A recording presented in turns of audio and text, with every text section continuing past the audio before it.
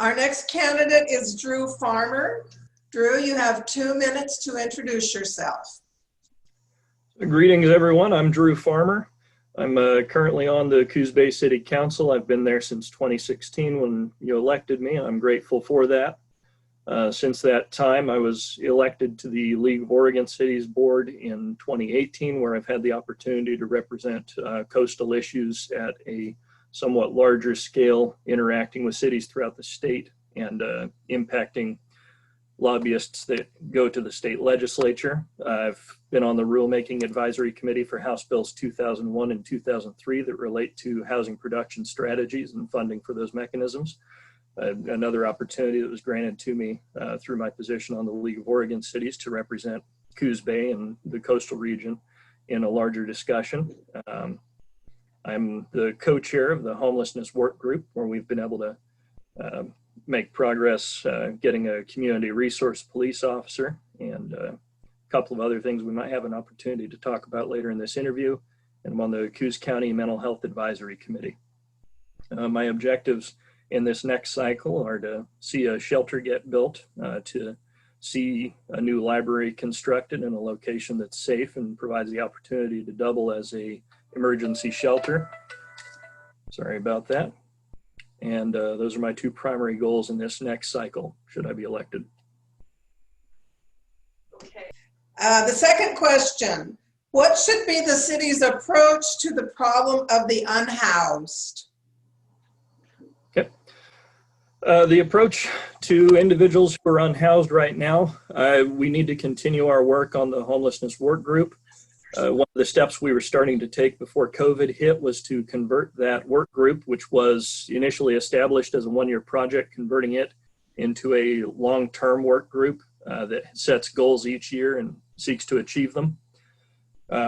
We need to see a shelter established. I know there's a lot of talk around producing affordable housing, and that is something we absolutely need.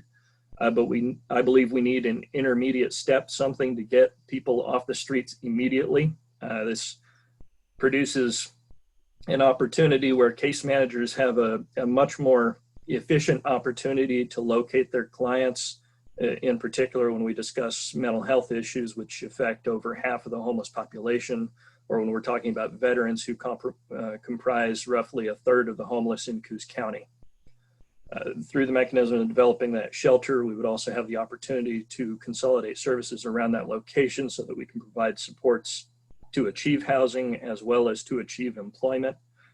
All of those things, of which there is some form of a program in Oregon called Employment First or Housing First.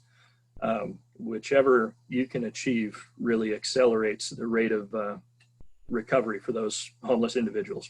And I believe that should be our priority one. Okay, the next question. How would you improve communication between the city government and the citizens? To improve communication between the city government and the citizens, again, before COVID hit, we were working on a plan to begin to have events on a monthly basis at least, and this actually originated with Joe Benetti's idea to have a meeting with the public where we would go out to a location, have a meal, and invite any members of the public that want to come interact with us to do so. I think that was a great idea. I'd like to see us pursue that idea when the opportunity presents itself, when it's safe for the health of the public to do so. Additionally, if we have the opportunity, different councilors have different opportunities or availabilities, but whenever possible, being able to visit businesses in our community, talk with those business owners. That's part of what I used to do in my work in mental health. It provided a great opportunity to interact with the public and learn about what challenges they were facing. And I would like to see an expansion in that, not just as my own personal objective, but something that the rest of the council would do as well. And I believe they do currently do as well. I would also like to see some participation in some more community-oriented events that are congregative. So if we could put on an event where it would be, I don't know, a hot dog and burger day every quarter, every biennium, every twice a year being the biennium. And then inviting the public out to come meet with us, come have some food. I think that would be another great way to enhance community engagement. We've already taken steps in the council chambers to live stream the council meetings. We obviously should be continuing to do that. But I think the next step is to do active outreach. Okay, next question. Given the continuing crisis of global climate change, what would be your approach to protecting the environment? Coos Bay has a history as well. It has a deeper history as being heavily industrial, but it has a recognition as being a tree city in the United States. To meet that objective, we have to have a certain number of trees in the city, and that distinguishes us from other cities in the country. I believe maintaining that condition where we have an abundance to the extent we can of green space within our city is an integral part to counteracting carbon emissions. Obviously, vegetation has an absorptive property for carbon emissions. With regards to local power generation, I mean, power generation is one of the big causes, power generation and agricultural intents related to beef are two of the big causes for global warming, and they're not things that occur within the boundaries of Coos Bay. A continuation in the trend to provide solar arrays on public buildings that belong to Coos Bay, I believe that would be effective. When we do build the new library, having a solar array would be beneficial for two reasons. One, it would decrease our reliance on carbon emitting sources. And two, it allows for compartmentalization of the power system. So when we look at the library as a site for natural disaster recovery, having its own power source would be beneficial while also addressing the global warming issue. Yeah, those are my main ideas on that. Okay. The fourth question, is there waste in the city budget? If so, where would you make cuts and why? You know, we're pretty conservative with the city budget, and I know city staff are always looking for opportunities to cut out any waste or locate any opportunity to salvage dollars where they can. That was most recently exemplified by the refinancing of a loan that saved the taxpayers, I want to say $78,000. There's other loans we've looked at refinancing that save several tens of thousands of dollars each time we do. In terms of waste in the city budget,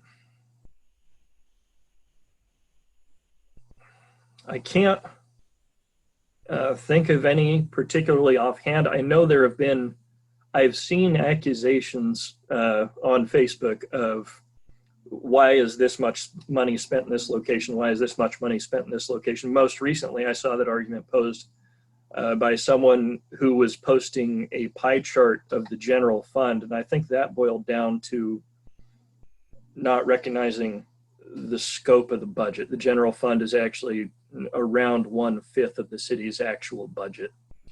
And I saw confusion around what the city manager makes. Of course, he is a well-paid individual because city managers have a low rate of retention. Their job can end with the change of a council.